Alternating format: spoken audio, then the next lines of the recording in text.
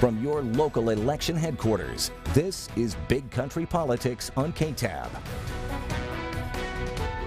Okay, welcome back to Big Country Politics. We are at Business Expo in downtown Abilene, and we're talking to Gary Douglas. He is the new executive director of CASA. And again, because I'll mess it up, what does CASA stand for? CASA, once again, stands for Court-Appointed Special Advocates. Very important position, a volunteer position. Yes. You guys look for volunteers to fill these roles, right? What kind of person are you looking for? Well, we're first of all looking for someone with a heart for children. As we said before, we are representing children when they're in their most vulnerable state, when they have been removed from their home and traumatized by that removal. Who walks along beside them? And so first of all, you have to have a heart for the children. Absolutely. Take care of it. Above that, first of all of our volunteers, as you would expect, have to pass an extensive background check so that we know that that is clear and that the children are safe with our volunteers. And the safety of children, of course, is our utmost thing that we're doing. And then, after they volunteer and they fill out an application for us, they then go through 30 hours of classroom training, where we walk with them about what to expect as they advocate for a child, as they talk to a child, how they gather information, how they deal with the court system, how they write reports that will be presented in court. And in addition to that 30 hours of training, then they also do an additional 5 hours of courtroom observation, so that firsthand they see in the courtroom how the judge deals with these type of cases, the types of things that they will face as an advocate. Because they're going to be going into the courtroom with these children as they get moved, maybe placed in foster care. They're going to be spending some time in court. Exactly. And generally speaking, it is their written report that speaks for them, but frequently they're also called by the judge to testify, to say, what do you feel is the best interest of this child? And how would the court have a placement that represents what's best for the children? And how do we represent them? And so we present to the court, what is it that's best for the child?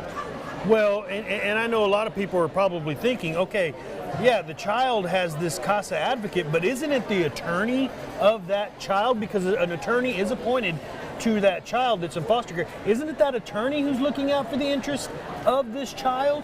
That's what you would think, is that the attorney's job is to represent the best interest of the child, but actually it is the attorney's job to represent what the child wants, not necessarily what is in the best interest of the child.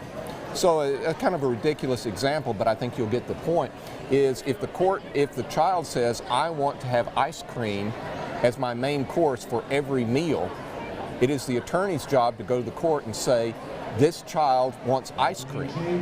It is the CASA's volunteer to come in and say, yes, having ice cream is nice occasionally, but we need a well-rounded meal. And so our job is different from the attorney because it's not what the child wants, it's what is in the child's best interest. Yeah, that's kind of an extreme deal, but that brings home the point.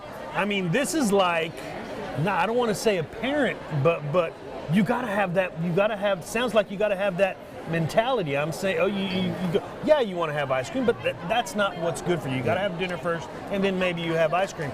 That's kind of what the CASA volunteer is, right? Yes, that is, and the CASA volunteer is in a unique position because the CASA volunteer is the one person that the court appoints that gets to talk to everyone.